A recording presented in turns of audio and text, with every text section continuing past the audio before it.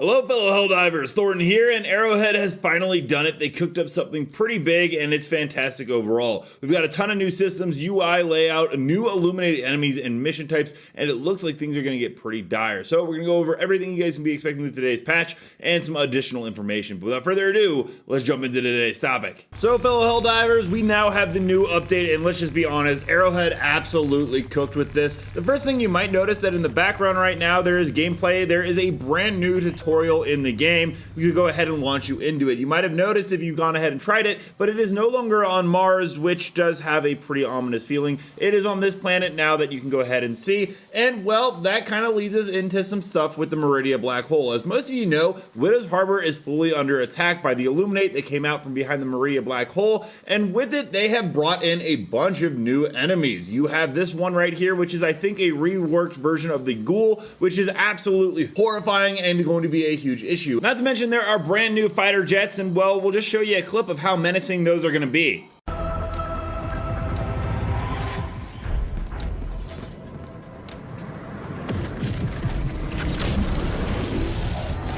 I'm out!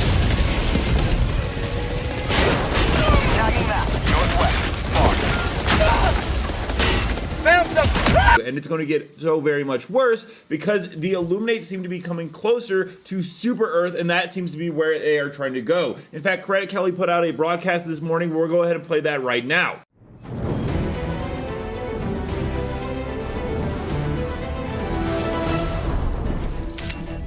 Freedom's greetings, I'm Coretta Kelly.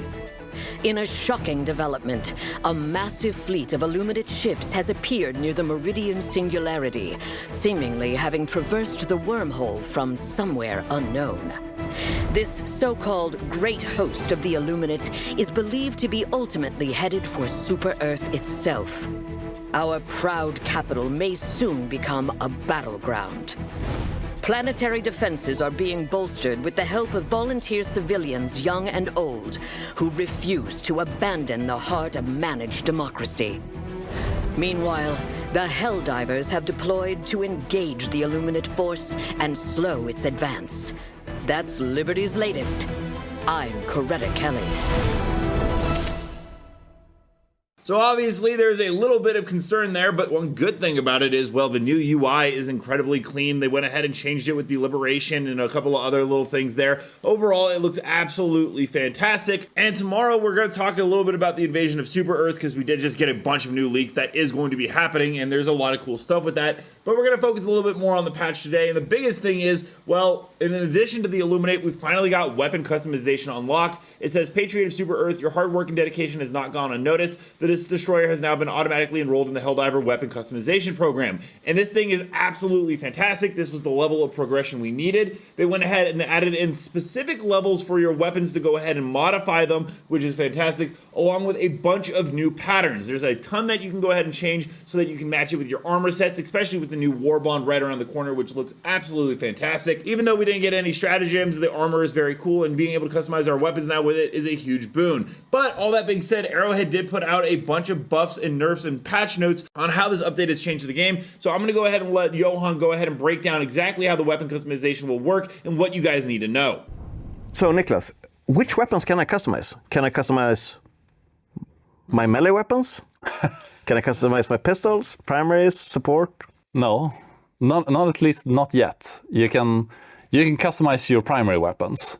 We don't have made attachments for all the other ones. You know, who knows? Maybe in the future for your sidearms and your melee weapons. But for now, it is your primary weapons. Primary weapons only. Okay, but tell me about weapon customization. What is it? How does it work? How much can I tweak my guns? Okay, it's different for every weapon. So the answer is a little bit of depends. So it depends on which attachment slot each weapon has. So I can't put an assault rifle muzzle brake on my laser rifle. Yeah, exactly. Checks out.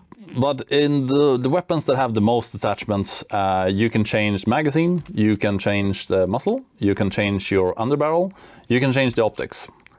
And then there are some weapons that you can also change the pattern, how it looks. Oh.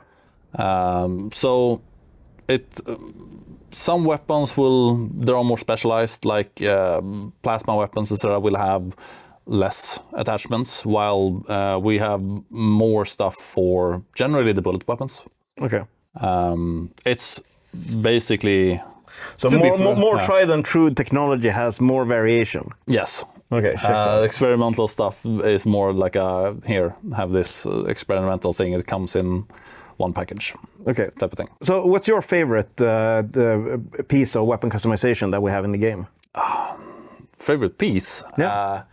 I mean, I have favorite slots. I'm more into fiddling with like having the right muscle attachments because it also changes the VFX of. So if you have like you can have a muscle break, a flash hider, or something, and then you get different VFX when you shoot, which matters when you go and you like aim down the sight. Yeah. So it like blocks your aim less. It also changes a lot of variables. So if I want a massive muscle break that just has a lot of recoil absorption, I'm also going to get a massive muscle flash to go along with it. Yes. Okay, so it will be a little bit easier to control, but at the same time, I might not see the target that I'm shooting at. Yeah.